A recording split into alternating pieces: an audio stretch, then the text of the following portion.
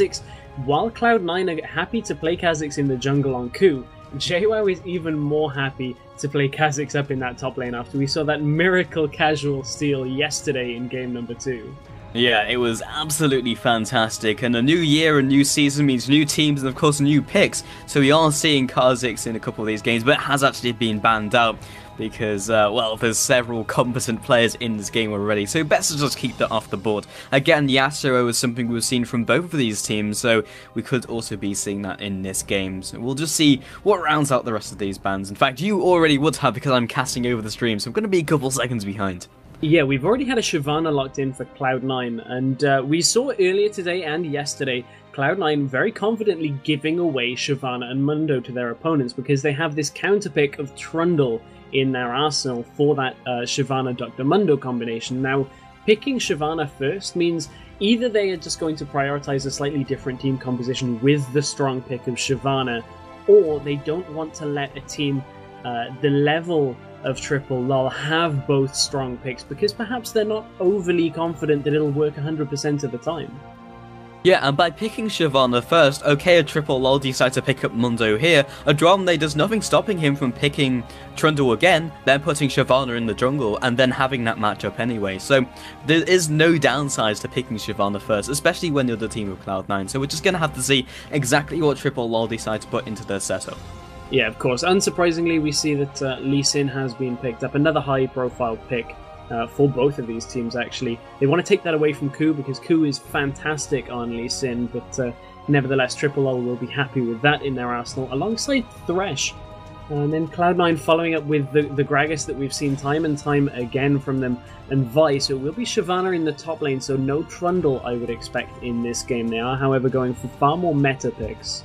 Yeah, we typically don't always see Thresh all the time, but that doesn't mean that they instantly pick out the Mundo, and therefore they can't just say, okay, easy, we can just go Trundle. So, as you said, they go with the meta picks, which are much more solid. It doesn't necessarily mean that Lololol have to pick up the Mundo, which would be funny, because I think it's one of the first times in any game that you would ever see a Mundo not banned and also not picked, but it would actually make sense in this scenario. So, Thresh being picked up as a more conservative pick, but again, Dialed on Thresh is absolutely insane, so it just is comfort for these players so far in the picking phase.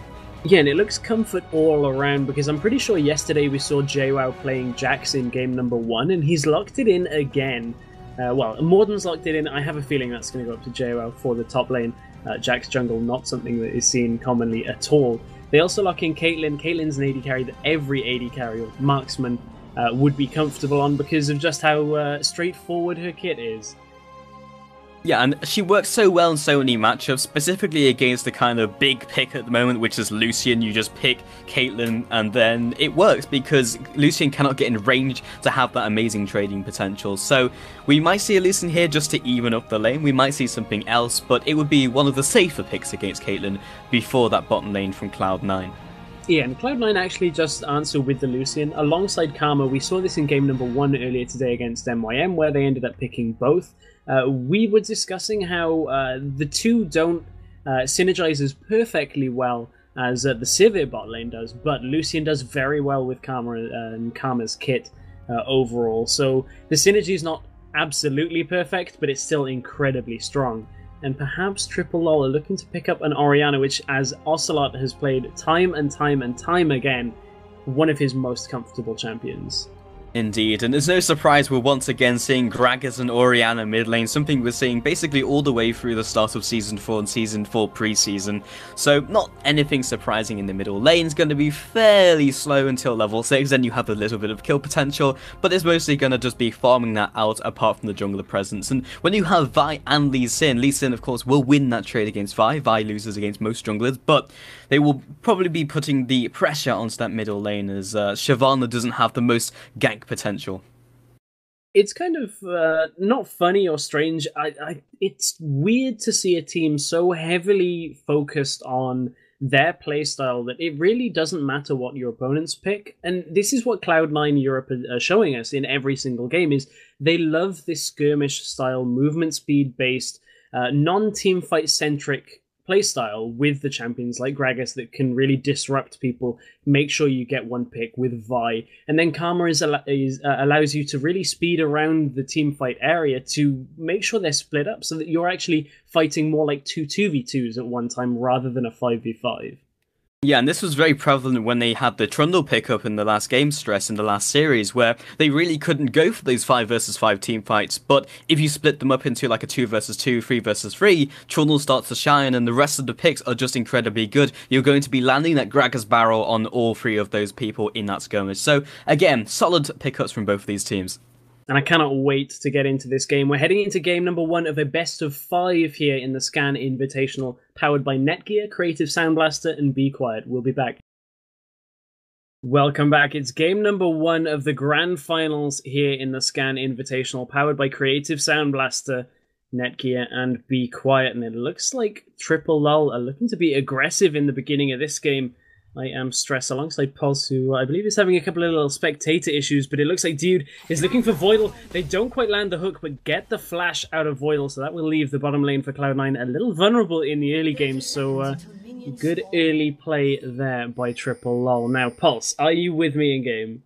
I'm not yet. I'm still attempting my best to get into this action, but the client is not playing. Okay, well, hopefully you can join through perhaps an alternative method, maybe being able to spectate through LOL Nexus or something like that. But, however, we are in game number 1, so let's keep things rolling on here. Looks like after that initial part of aggression, that Cloud9 are going to set up their defensive start, as we've seen out of them quite a few times. Lololol tend to be the team that are the ones to change things up. They've been a little more aggressive in the early game, and actually look like they want to do a lane swap here, putting Caitlyn and Thresh up towards the top lane. And this is not something we've seen on stream all tournament long. We didn't get a chance to broadcast Lololol earlier in the day as they played against Super Team EU Kappa, but I wonder how those games went. They went 2-0 against them. This is the first lane swap that we've had here for the Scan Invitational, because it's not something that is done so often anymore. After the changes to turrets, they got extra resistances earlier on in the game, and it just makes the 2v1 lanes a little bit more difficult. We'll see how this favors both teams. Any news, Pulse? Not at the moment. I'm probably going to be right back for a couple minutes and see if I can get something sorted. Sure, not a problem, as I will continue to take us through this early game. Now, a common strat that we've seen when implementing these 2v1s is that the top laner will roam around the jungle for the first few camps with the jungler. You can see that Cloud9 are doing that already on the Wolf camp. They didn't choose to put JWoww alongside Lee Sin because Lee Sin started up in the top side of the jungle, so it's a little bit more difficult to do that. So JWoww is going to be still level 1, whereas you can see Odamna will have a little bit more experience from roaming around the jungle here. JWoww does hit level 2, so we'll be able to farm a little bit more confidently under that tower, but the red start from Morden allows him to appear in lane here at around the 3-minute mark. This is a very end of Season 3 style of jungle route here with that 3-minute gank here to defend that bottom tower. Meanwhile, in the mid lane, you can see Forbidden will go aggressive, forces the shield out of Ocelote, but the trade is about even on their health. Still haven't had Odamna return to that top lane, and rather than pushing heavily up in the top, Caitlyn and Thresh really just have kind of tried to freeze the wave a little bit and farm out as much as possible. And that's a little bit strange from a champion with the pushing potential of Caitlyn. Normally, with a strategy like that, you'd end up pushing through very early, but because Odamna hasn't been in lane, they can't force him to sacrifice anything without shoving a giant wave with that cannon wave like they just did. So that's why their delayed push got pushed up. But the burnout from Odamna burns through the minion wave and manages to really just delay that push. So the 2v1 isn't a fast push strategy right now, it's more to deny Odamna's Shyvana. As I wait perhaps for Pulse to rejoin me in this game, hopefully he will be able to get in. We see Ku has joined Odamna in the top lane to just make sure that he's safe. Hook doesn't quite land out of Dude in this instance, as Morden looking aggressive in the bottom lane. And these junglers are very similar, both like to play aggressive in the early game and really like to put the pressure onto the lanes, as Morden will sit down in this lane alongside JWoww. And Ku normally the one playing Lee Sin, but Morden managed to take it away from him in this game. You can see Ocelote just checking another barrel in mid. He's got to be careful he doesn't take too many of them, but Ku maybe looking to go aggressive in the top lane. Hook doesn't quite land. They grab the minion instead. And Cloud9 just want to take things a little bit more relaxed in this early goings. No early first bloods like we've normally seen in the Cloud9 games when Ku is running that Lee Sin.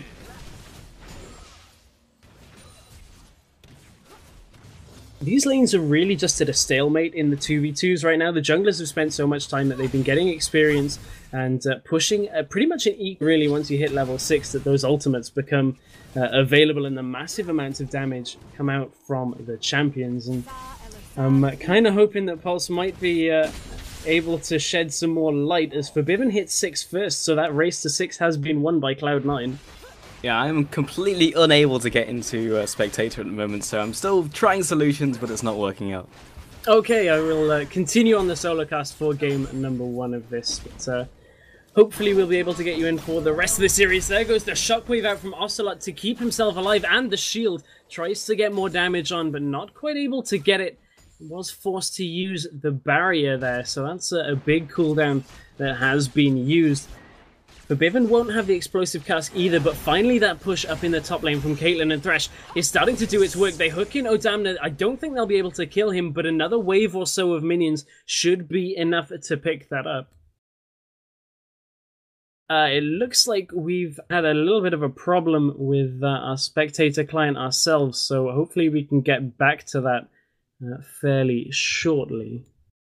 If production could give me an update on what's going on, that would be great. Apologies for that little hiccup, guys. We are back in game number 1 here of the Scan Invitational Grand Finals. A couple of little tech issues just rearing their heads, unfortunately, for one of the first times in the weekend. But meanwhile, while you guys unfortunately couldn't see it, Cloud9 did pick up the first dragon of the game. Still no kills and very even on gold, with that first tower being picked up in the top lane by Triple Lol. So fairly even, and this is something that we've seen from a lot of the challenger teams all weekend long, because all of these teams seem to go very even with Cloud9 and Triple Lol for the very early game.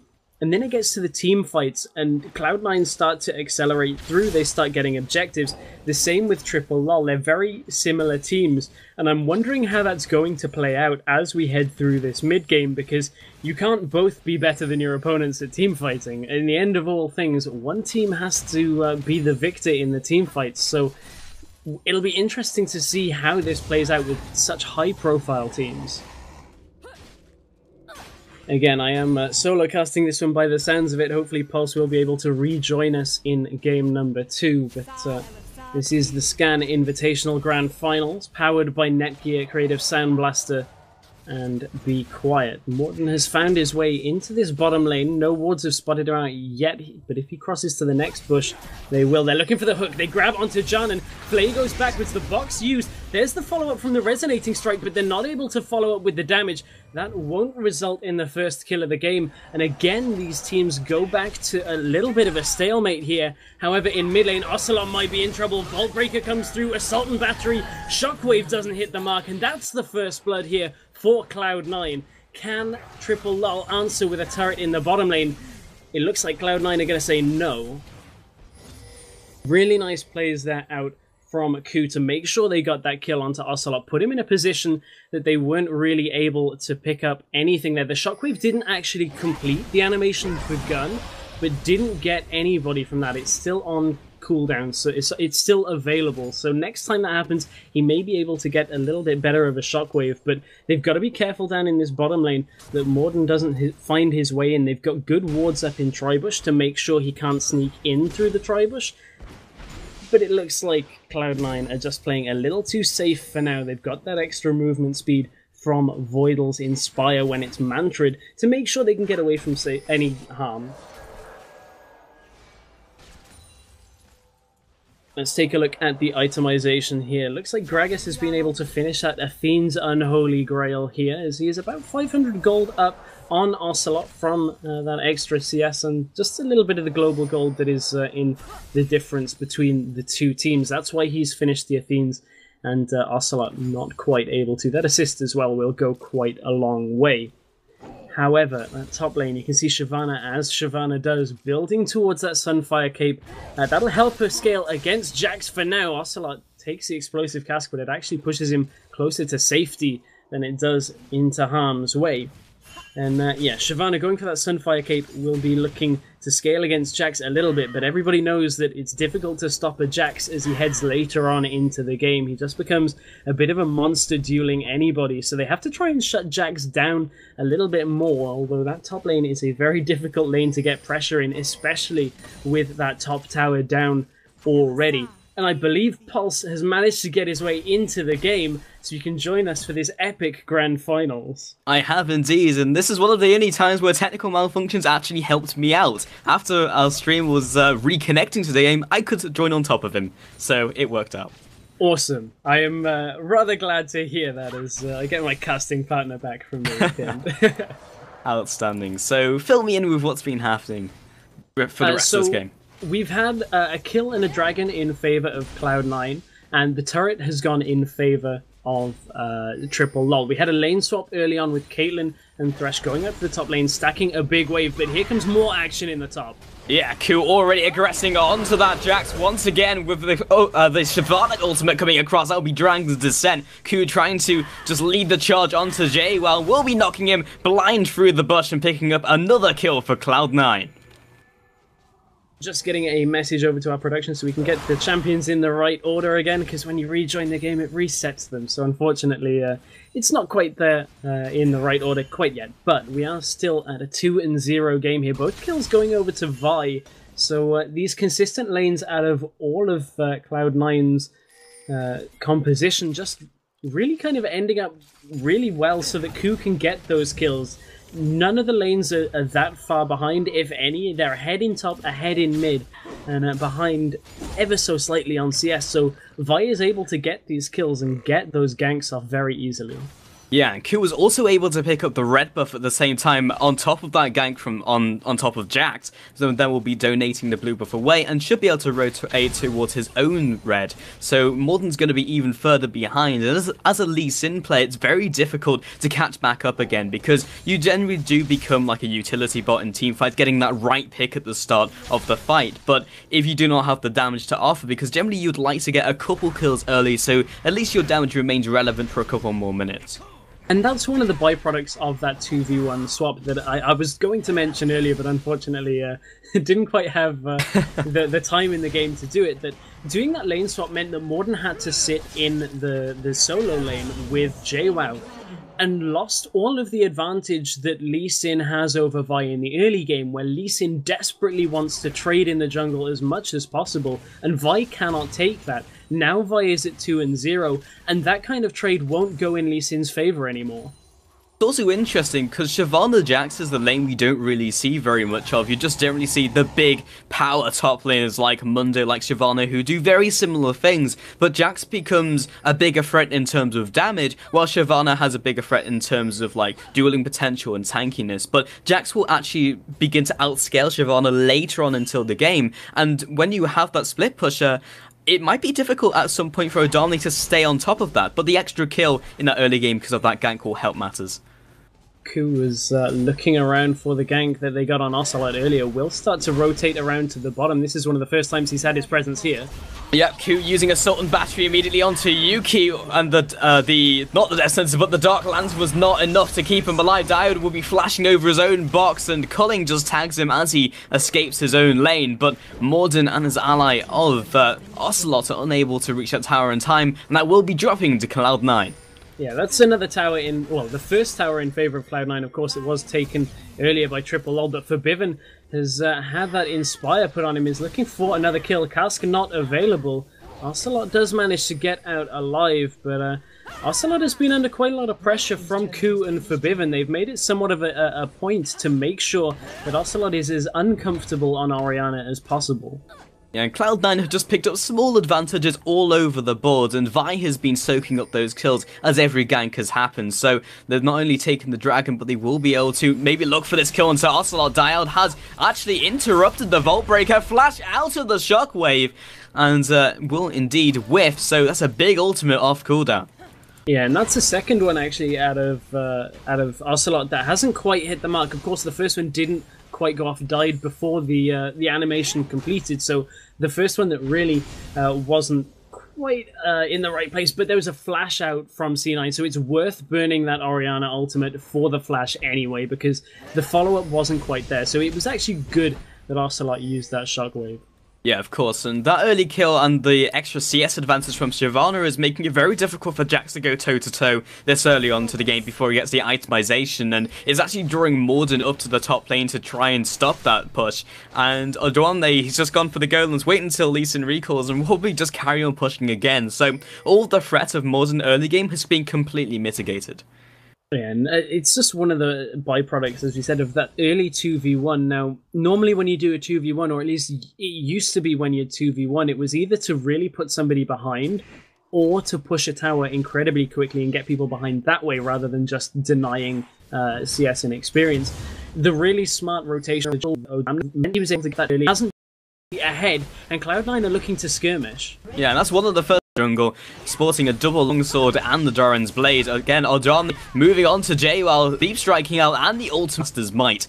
And Morden is just trying to claim some of his jungle. And this is they're in their opponent's jungle with the 3 outer towers down, and Ku again is looking to go aggressive onto Morden.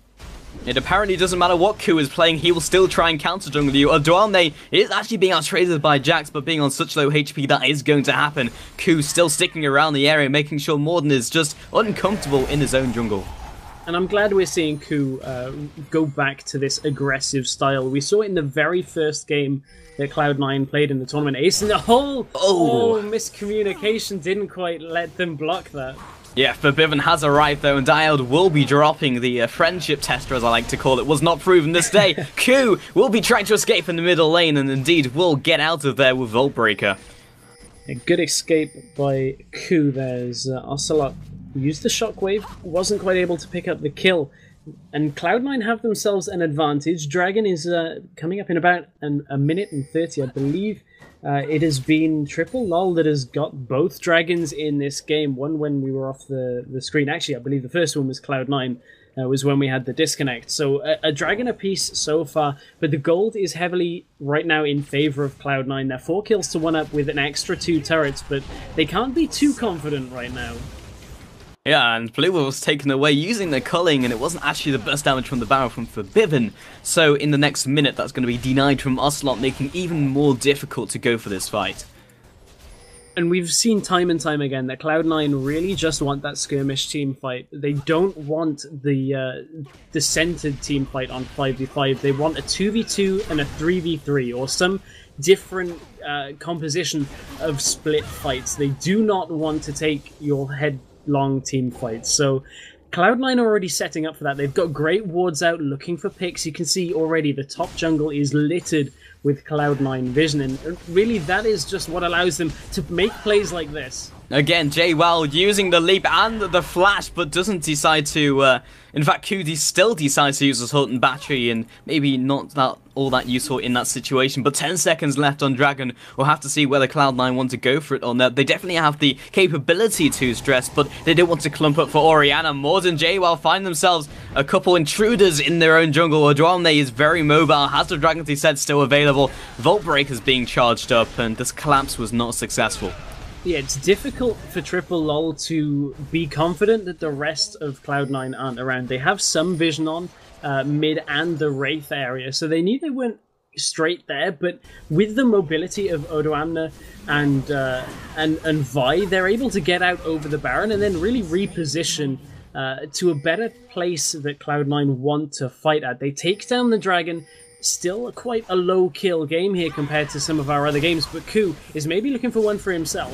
Yeah, Ocelote chunked down to about 50% HP with literally all the Vault Breaker and Denting blows by itself, and Jarman also picking up the kill, or almost picking up the kill. Yuki may indeed fall. Ku, aggressing force, does not quite yet have the Assault and Battery as it was used in the top lane. And Ku just wants to fight.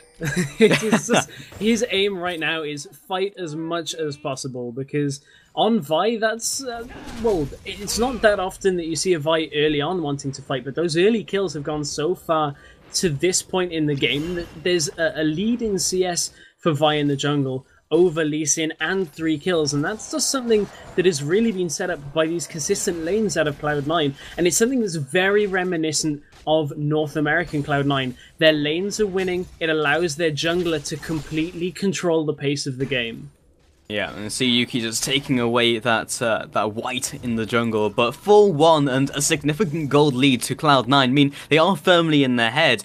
Ahead, I should say, but they do want to accelerate this game, make sure they continue to kind of push in these turrets, push in these objectives, because that's a very strong, not only team fighting composition, but late game composition from the hands of Triple Lol, because Jax will only get stronger. Orianna changes into like a Lee Sin, and also Dialed with the initiation and catching potential from Fresh, makes it very tricky the later on this game goes.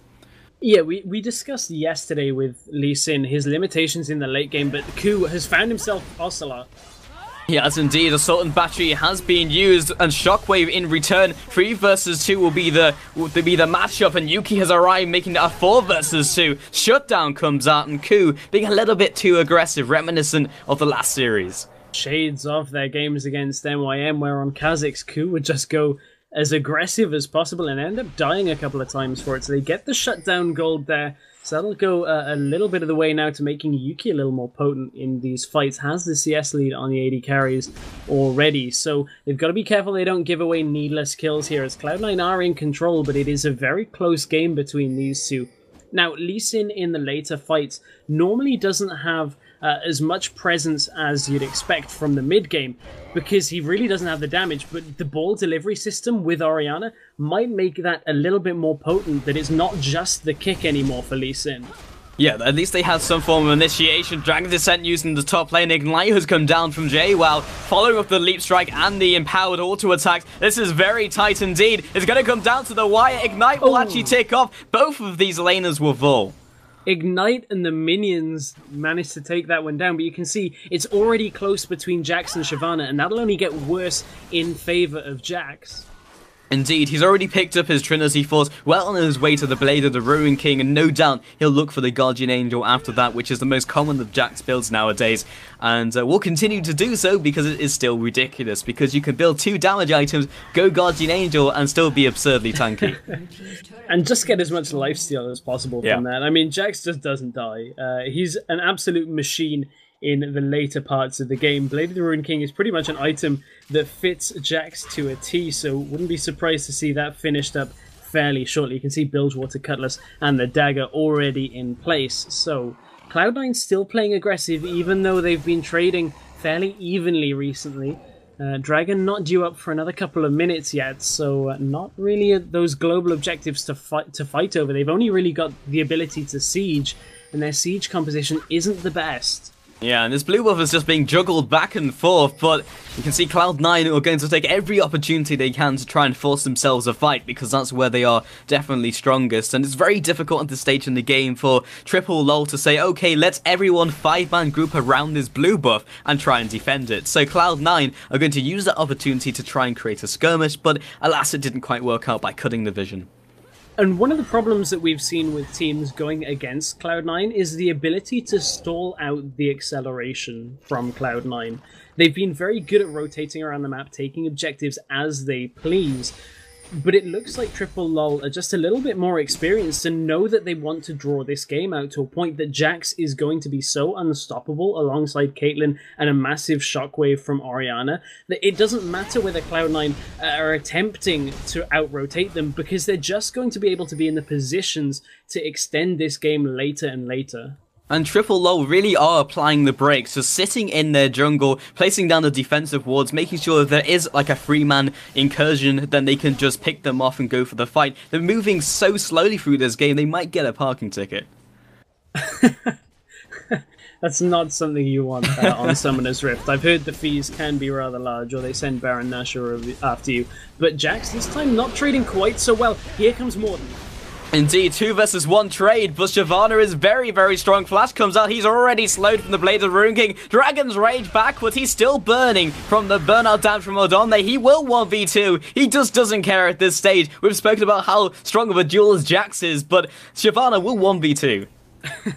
Shyvana is still rather strong at this point. Culling has been used in mid, and I'm sure Cloud9 are going to pick up another turret. Indeed, and that, in fact, is going to drop very quickly. I'm surprised you didn't take the chance to use the Kate and Vi joke, but Morton gets blown up by an explosive cask in the top lane.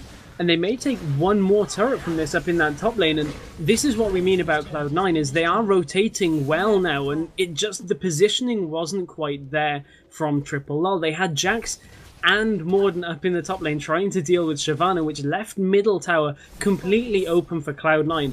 And Cloud9 are a team that are no strangers to a Baron call earlier in the game than this by about 10 minutes. But it looks like they're going to take a page out of Fnatic's playbook. But Dude has seen that one time too many. Yeah, wishing that they could take the Lantern onto Dial, that would have been fantastic. But either way, they will reveal them and they'll go back to farming. But Cloud9 can really rotate through these lanes so quickly with the Defiance Shield from Karma, also the coin, and just being generally mobile on all of these characters. They can instantly get to a lane that is struggling, which is what we saw top lane. Blow up Lee Sin, take the tower. Dragon had spawned and was fallen by Cloud9. Of course, that's something they've been oh so good at all tournament long. We talked about their rotations, their global objective control, and tower control, and they're just continuing that here. A little blip there from Triple Lol meant that Cloud9 got quite a lot from that, and now the gold lead is far bigger than it has been before. 6,000 gold is the lead overall. And that transitions into a few key things. You can see the Void Staff has been picked up onto Forbiven, and this is a choice that Forbiven has consciously made in multiple games in the tournament. He has foregone level 2 boots to pick up the Void Staff and the Rabadons after the Athene's Unholy Grail, where his lane opponents seem to be far more favouring the level 2 boots, even sometimes upgrading with Home Guard to level 3 Sorcerer's Shoes. And that's something we've seen from Ocelote here. It just means the damage is going to be a little more potent from Gragas. Yeah, the top lane is going at it once again, but Jackson's already used his counter-strike. Flame Breath comes across, does not quite singe the tail of JWoww as he retreats back to lane, but he does know that Lee Sin is coming back up there, so Odonne has to be a little bit careful, but of course Ku is in there as well. Cloud9 already anticipating the answer from Morden, and Ku just chasing him out from his jungle. Ku does have a level advantage, but Forbiven gets engaged on. Ku in the right place at the right time, gonna block that ace in the hole. Knockback, just using the explosive cask for its utility, and will be getting out of dodge. And that's how good this team composition is for escaping. You saw the Mantrid Inspire there used by Voidal to make sure they could get away after the Gragas cask. There was no way of Triple Lol from chasing that one on, so great reaction to getting caught there out of Cloud9. Yeah, and Karma's got to be one of the most difficult champions to cast because all her skills change name when they've been mantrids, and it's not like she changes stance so you know exactly what they are. Voidal just walking through the jungle and putting down the wards, just playing it chill, but they do need to start pushing this game into overdrive. Yeah, of course, Defiance, not Inspire. So close. Yeah, well, it can be Inspire, but it's difficult to see in a pinch. However, a team that are not in a pinch is Cloud9 right now. They have themselves the lead, 6 kills to 3. 3 towers up over Triple Lol as well. And this is the point where Cloud9 start to rotate to Baron, and you could see Voidal and Forbiven were already looking at that Baron, but none of their big solo target damage dealers were around, so no real way of getting that. Just making sure that there are no pink wards around so that they can then rotate around and clear it out with pink wards of their own. Yeah, and something at least this game Lololol don't have to be too scared about is the instant rush down from Cloud9. I mean, they have wanted to go onto the Baron and take it as fast as possible, but they don't have the leads, they're not sporting Kha'Zix, they can't just nuke it and hope for the best. So at least they have that in the back pocket, at least they got that little blanket so that they just don't lose Baron from nowhere and then lose the game. Yeah, because we've seen that a good few times.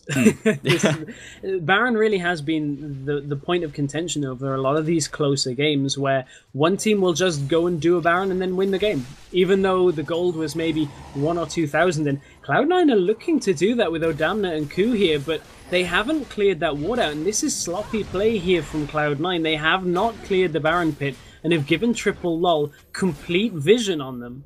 And because this is low burst from these two players, there's no significant instant damage apart from the smite. Lee Sin actually gives them a much better opportunity to try and go for a steal, and they've had to back off. Ku's down to 50% HP, Odamna is down to 75%, so they can't really go for anything else on top of that. Pinks go down onto the middle lane, but I don't think you can just group up and go for that, guys.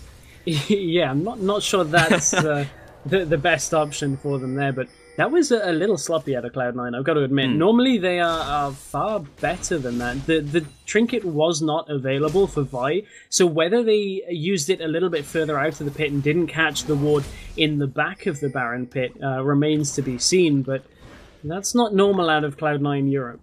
It's definitely not, and Vi is not Elise and Shyvana is not Kha'Zix, so maybe that's what they were thinking, but I'm not really sure. Again, like, it can be just a game of battleships now with the wards, so you can just miss them in the Baron pit, especially when they're placed in different places, but, you know, it's just one of those things. It's not going to lose anything in the long run, but they have stalled out this game, which is fantastic for Lololol. Yeah, they've got lanes pushing in towards Cloud9, which really is going to separate the team. And while Cloud9 want their team somewhat separated, being halfway across the map from each other does not favour them. That's not a position that they want to be in, because it means Lololol will be able to rotate unless they get a pick. Yeah, this is a position they want to be in. Can they block up the lantern? The answer is no, and Ocelote will go ahead and recall. Are there any objectives they can capitalize on? No. No, Dragon not due for another minute, and we've already talked about how they don't have that immense single target damage. They do have the Blade of the Rune King on Shyvana, but that's not going to be enough to do it quickly. Health warning ping does go up on Forbidden off the ace in the hole, but not enough to take down that really quite tanky Gragas. Indeed. He actually took a surprising amount of damage from that ace in the hole, kind of a show of strength more than anything from Yuki60 over here, but again, rotations come through, see if they can beat them at their own game. Diode's death sentence not quite living up to his name just yet, and again, Cloud9 pushing down the middle lane, Culling coming across. Morden has come into the fight, he's got no method of escaping. Odamna is already there, they actually go for this fight. Jax is coming from behind, trying to take out that back line. He's being kited around by that Karma, who is protecting the AD carry. Huge Gragas barrel, Yuki drops below 10% HP, double kill comes in for Orianna. Ocelote goes huge, and JWoww finally collects the back line. Ku and Forbidden are still alive, but a 3-for-1 trade. They're going to have to do something godly to go any further. And that was the team fight that Cloud9 cannot take, and they chose to engage it. Their 5v5 team fight is not as good as Lololol. I do not know why they would engage that. They moved forward and allowed Jax directly into the Karma Lucian backline. Ku's going to try and re-engage. Yeah, Assault and Battery, a huge shield from Barrier, and the ace in the hole will be blocked by Forbidden. That's, I'm not sure if his hitbox is bigger, but it should be. A barrier and the shield from Ocelote in stereo allows them to survive through that. JWoww also picks up the dragon for himself, but I really do not understand Cloud9's attempt there at a team fight. Maybe they're just getting a little bit antsy and a little bit hesitant to really try and force Lololol around the map, but they let Jax into their backline, and he shredded through Lucian and Karma. Lucian nearly got a lot of damage off, but Counter-Strike was available to make sure he didn't end up dying, and Jax just shredded through everybody. Yeah, Cloud9 know what their objective is, which is to try and win the game as fast as possible, but they don't know how to get there, and that clearly shows in the plays they're making, because we've seen them in previous games in this tournament stress specifically go for structured team fights that basically assist their team in their composition, and now they're just getting reckless and going for 5v5 fights, always evening up the goal total down to 3k, proportionally a lot less. Morden has been caught in the jungle, takes a significant chunk from him, from Odamna, but not going to be too much. And this is a result of the different champion playstyle from JWoww. Cloud9 have gone up against the heavy Shyvana Mundo compositions, which they've been able to pick Trundle into in most situations. Jax is a completely different pick when compared to those tanks. They get the hook onto Ku. This could be another pick for Triple Lol. They're gonna get it. They expend the shockwave, but absolutely worth it. Yeah, they pick that one up with ease and now turn the pressure on for themselves. They are down in gold still at Triple Lol, but they have all of the map pressure. Yeah, and JWoww's found himself Odon there, maybe the other way around. Ocelote has arrived and the rest of the team as well. But Dial, they are pressuring this Baron. They have the team fight. They know if they clump up Cloud9, they're just going to win another team fight, especially when it's for, well, again, looking for this flank maneuver. And it does look like Triple Lol are going to just play it a little bit safe, pick away this blue buff and try and play the safer game. Shockwave would have been available right as Ku spawned, so there was no way of that being a 5v5 had Triple Lol chosen to fight that. That would have likely gone in their favor had Cloud9 stacked, but what Triple Lol did accomplish there is good control over the Baron area. They got a good number of wards down, expended the Seeker the scanning trinkets out from Cloud9, so even though they pretty much immediately lose most of the control they had, they still do have a good few wards for another couple of minutes. Yeah, but Ku dying right now, that was a 50-second death timer, so they really are starting to stack up for this stage in the game stress, and that's something that Cloud9 really have to be aware of. One slip-up, one big ace could mean they're losing an inhibitor and maybe a Nexus turret, but again, they're trying to find these small skirmish fights, a fight where Jax is not here, and the culling will clip Yuki as he retreats back to the inhibitor turret. The lower inner turret is potential for them to take down. Jax has arrived, going to clear out that pink ward in a good rotation, and it's all about this Baron dance. And you can see the disengage there from Triple Lol between Dissonance and the Talisman of Ascension, which wasn't used in the end of all things. They have a good amount of movement speed to get away. And normally we talked about the synergy between Karma and Sivir, and Sivir's on the hunt provides a massive spike in movement speed alongside the Mantrid Inspire from Karma. And it just means that they're going to be moving at pretty similar speeds away from each other if they can get that dissonance on some key targets with the shield. So it's one of those things that Cloud9 are going to attempt to chase, but without really expending Dragon's Descent or the Assault and Battery, it's going to be difficult for them to pick off any of the members in Triple Lol with a head-on engagement. Yeah, and typically you don't pick Jax because he's amazing at team fighting, but he's doing so well he can do that anyway. And plus, it's going to need Karma and Jarnan to try and keep JWoww from decimating their back line, and that may not even work out. Last time we saw them both committed to try and stopping from Jax from, well, killing them, and Karma could only stop that from happening for a little while, and even then, if they slip up just even so slightly, JWoww will instantly kill them. So even though they make that commitment, it doesn't always work out. So what type of fight can they go for? Defensive items have been picked up here, and that's really how these fights are going to end up playing out. I mean, you can see the Banshee's Veil has been on Caitlyn for a while, and you asked, what type of fight do they go for? I feel like Cloud9 have to skirmish. There's no other option. The only other way is a good flank out the side from Odamna, perhaps, with a very good barrel out of Forbidden, but it looks like they're trying to two-man Baron, but the rest of the team is getting chased down. Oh, Insect onto Forbidden, he will flash out, Death Sentence lands again, not even sure how that's possible, the box has been used, another huge shockwave, Odrame is getting chunked, Forbidden has managed to escape this team fight, Defiance comes across with that Mantrid shield, Jarman and his ally of Ku have re-entered the middle lane, and no casualties, but still very scary. There was one casualty in that fight, and that was the Baron. It was taken by C9 during that, and that was an incredibly risky play. I cannot express how insane the play to go and two-man Baron while the rest of your team is getting attacked is. That is incredible confidence out of Cloud9. At 40 minutes into the game, that could have been a game-ending decision from Cloud9, but it might have just become a game-winning decision. Yeah, it was so sneaky, I didn't even catch it towards the end of that teamfight stress, and I was looking at I was like, how did Ku take so much damage from jungle camps? And saw that the Baron had actually fallen. So right now, with a Baroned up team, they can definitely go for these, well, I'm not even sure if they can definitely go for teamfight stress, because we've spoken about how good Triple Lol operate later on into the latter parts of the game, and they've already reached that stage, 40 minutes in. They've got to make sure all the waves are pushing for Cloud9. I mean, Cloud9 obviously have to ensure that their waves are pushing in towards Triple Lol. It's difficult for them to find the skirmishes until they can really spread Triple Lol across the map, but Yuki might be caught. They're gonna try and find themselves a pick. The Lancers come down. He's getting completely denied. He flashes and will die as he's traveling towards his ally of Diode. That might be the game-losing pick right here. Cloud9 push on into the inhibitor. There's not a snowball's chance in hell they can defend this without their AD carry. And they will rotate up to the top lane, going to take some damage. Q is so tanky. Diode will be just locking him up. He might have to go for this team fight regardless. Shockwave only lands onto one. Morden backs off using his safeguards, and he will just try and chip down this turret. Odame has been slowed down and taken down by Morden.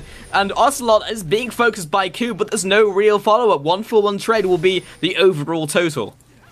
It's just such a difficult spot for Cloud9. They got the pick that they wanted, but tried to tank up the tower. And even though the Shockwave didn't quite hit the mark, it split Cloud9 again. And that was the point that they needed to be a little bit more grouped by the fact that they could burst down the tower very quickly and then take another inhibitor. With one inhibitor down, yes, they now have the map control with the Baron buff as well, so they're very strong. But Triple Lol will be able to clear the waves in this middle lane. Remember, inhibitors on the preseason patch only spawn minions in the wave the inhibitor has been killed in. So with only one wave of super minions, Triple Lol can just stay as 5 right now, make sure all of their lanes have been pushed out as they're doing now. You can see them clearing the waves, stick together and start pressuring Cloud9 for another 5v5. Yeah, because they're rapidly approaching always full item builds. I mean, Caitlyn just needs one more to complete her set. So they're not in a bad position. 370 from Yuki, 411 from Ocelote, but that's also matched by 413 from Forbidden. You've seen the pace of this game. Only 16 kills in 42 minutes has resulted in ridiculous farm totals. Yeah, it's welcome to preseason, guys. This is back to season 2 by the feel of it, as I'm sure Ocelote knows all too well about long games.